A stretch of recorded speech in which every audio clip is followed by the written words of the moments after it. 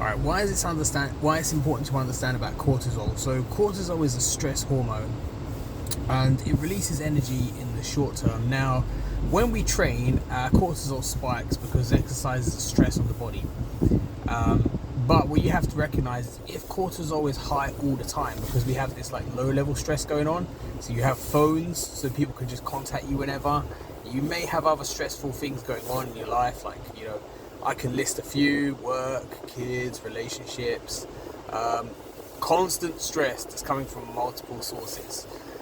So cortisol is not a new thing. We used to always have cortisol. So if we were like cave people, we would have a release of cortisol, which would give you like the ability to fight or flight. So if we have like a tiger trying to eat us, you're either going to run away or you're going to fight back, one of the two. And that's what it's for. It can improve your vision even, and it can actually decrease your sensitivity to pain to help you deal with the threat in the short term and do what you need to do to survive. What happens though if cortisol is high all the time because you're under too much stress? So you might be training too hard in the context of all the other stress you have going on. So eventually, if your cortisol is just elevated all the time, because what it should look like is you have like increase in cortisol to wake you up in the morning, and it sort of tapers off towards sundown, when you want to go to sleep. But what happens if it's elevated all the time? Eventually, your body recognizes you are just chronically tired.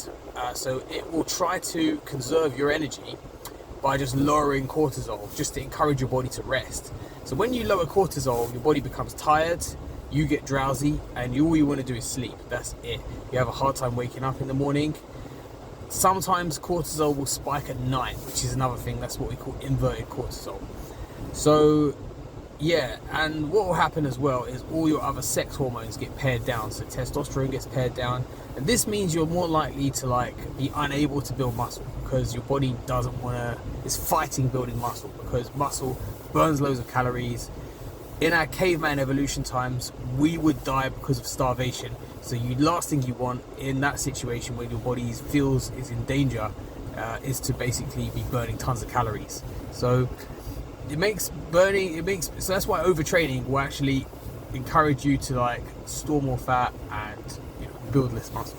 But yeah, and then what will happen is sometimes you'll go over to the doctors will give you cortisol replacement.